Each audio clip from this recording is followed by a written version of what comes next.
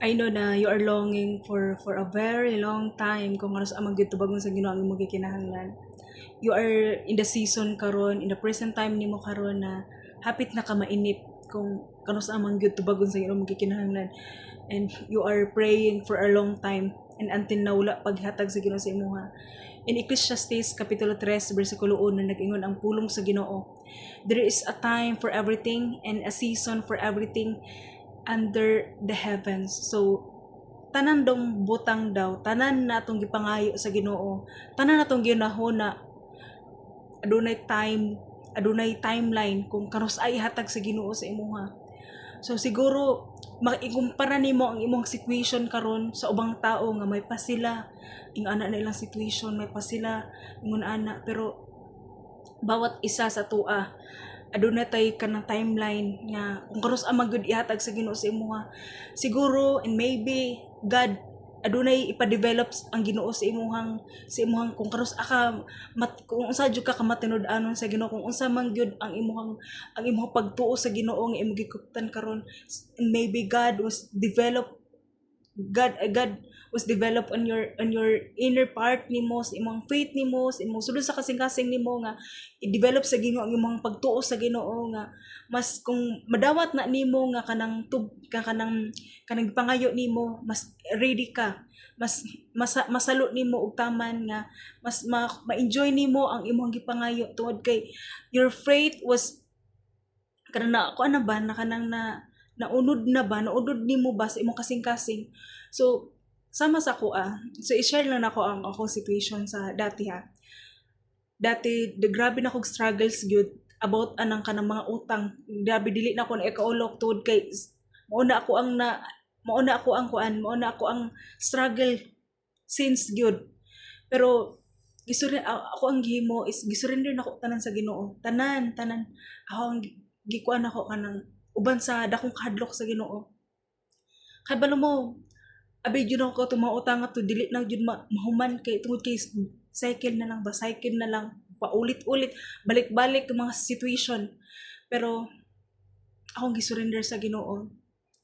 Pero nakaingon ko na until now karon di pa masink in sa akong hunahuna nga grabe ka maayo ang Ginoo gyud nga gitubag niya ang akong mga pag-ampo bisan hantod karong dili pa ko katuo nga nahuman na akong utang ba nga makaingon ko nga grabe kay kamaayo ang Ginoo gyud. Makahilak na lang ko sa kamaayo sa Ginoo, makahilak na lang ko sa iyang kung giunsa ko niya kanang pag-rescued how many times nga kanang nawad-an ako paglaom nga mag-quit na unta ako sa akong kinabuhi kanang pakamatay na lang unta ako, pero God is greater God sa akong kinabuhi. God is awesome God sa akong kinabuhi. Ikaw karon magipangayo nimo ang imong gikinahanglan sa Ginoo, maybe wala pa gitubag, don't lose hope. Batuni og kahadlok ang Ginoo. Do not ask God, but instead palawa ka pa imong hunahuna sa Ginoo. Batuni og kanang dako pa nga kanang pagtuo sa Ginoo nga God is greater provider sa matag usa kanato, because God is awesome God. God is made beautiful in his time. God is made beautiful sa iyang mga kamot. Ginoo naghimo sa perpekto nga pamaagi.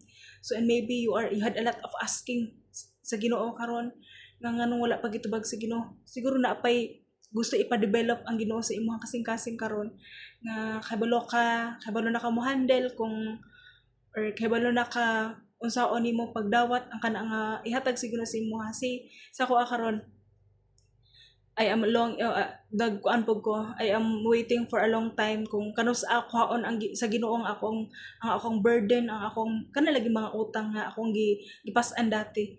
Pero ang Ginoo day nagkuan di siya sa kuha kanang aduna day siya kanang gi-process sa ako ang behind the scene, aduna day siya gi-process ako ako tong matagamtaman ba para mahimo kong testimony sa uban sab nga kanang ingon ani sab nga situation, sa ingon ato nga sab nga situation nga mahimo kong kanang testimony sa uban nga sama gani sa ako anang agian hapit na ko magpakamatay, pero gituuhan nako ang Ginoo, mas gipalawak nako ang Ginoo ang ang Dios akong kinabuhi ug gibatunan ako ang dakong kadok sa Ginoo.